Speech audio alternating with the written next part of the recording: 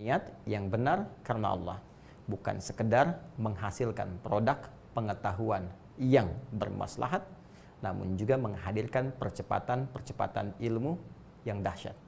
Nah, bikin status. Nah, jadi ini poin pertamanya, niatkan karena Allah lillah. Karena itu silahkan cek, demi Allah saya katakan, silahkan cek ulama-ulama terdahulu, ulama-ulama klasik, baik yang bergerak di bidang syariat yang kita kenal, ya, Al-Imam misalnya Abu Hanifah, Al-Imam Malik, Imam Syafi'i, ya, Imam Ahmad bin Hanbal rahimahumullahu jami'an. Ya, saya mengambil periode yang agak di masa-masa emas, ya, yang kalangan salaf tapi di akhir-akhir, sehingga lebih dekat kepada generasi-generasi setelahnya. Kalau sahabat sampai ke Nabi nggak usah ditanya, itu udah otomatis niatnya sempurna itu, ya. Insya Allah sempurna, karena itu di ilmu hadis al-ashab kulluhum udul, semua sahabat tuh kategorinya adil semua, karena niat baiknya luar biasa, tak tergambarkan, ya. Sedang nggak butuh aja bisa ngasih orang. Wa yu'thiruna ala anfusihim walau kana bihim khassasah, di Quran surah 59 itu ayat 9 sampai 10, itu kan dahsyat. Tapi generasi setelahnya ini yang mau saya sampaikan, dengan niat yang sangat luar biasa, baik di ilmu syariat ataupun di ilmu umum yang punya produk-produk yang abadi sampai dengan kini. Ya, Ibnu Sina, Al-Kindi, Al-Farabi, Al-Khawarizmi, ya, Al-Battani, Jabir bin Hayyan dan seterusnya, produknya bahkan sampai kini memberikan maslahat bagi kehidupan manusia di muka bumi. Apa yang mereka lakukan sejak awal ini membangun semua persepsi ilmunya didasari dengan niat yang tertancap kuat, mengakar di jiwa mereka, menjulang ke langit, yang mereka niatkan hanya untuk Allah saja, untuk ibadah. Ini keperluannya. Jangan takut ya, kalau niat kita sudah ibadah, dunia pasti ikut. Tidak sebaliknya.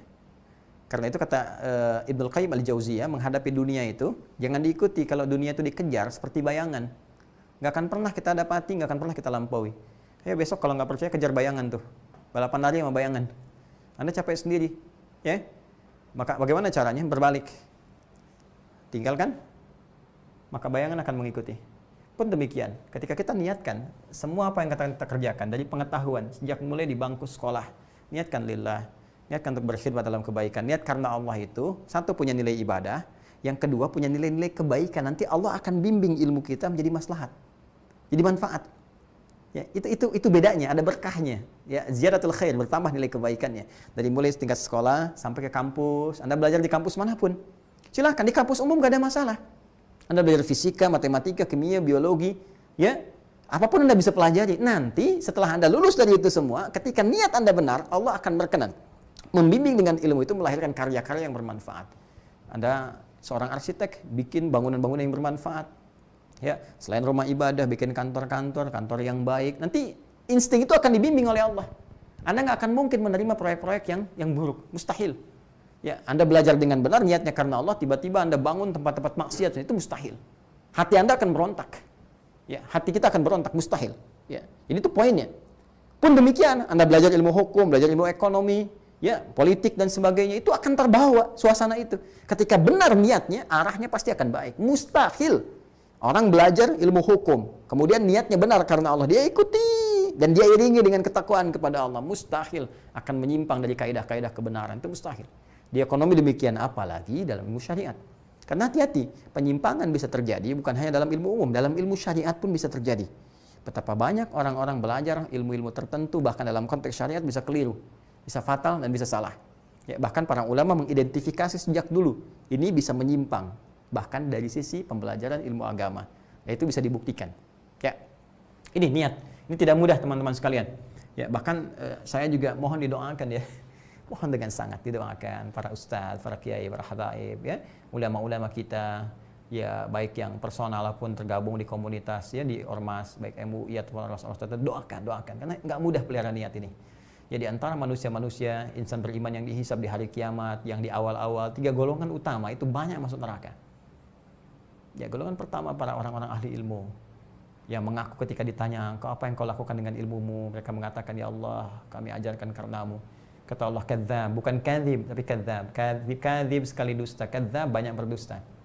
Dibuka filenya, ternyata dia hanya niatnya untuk mencari dunia saja.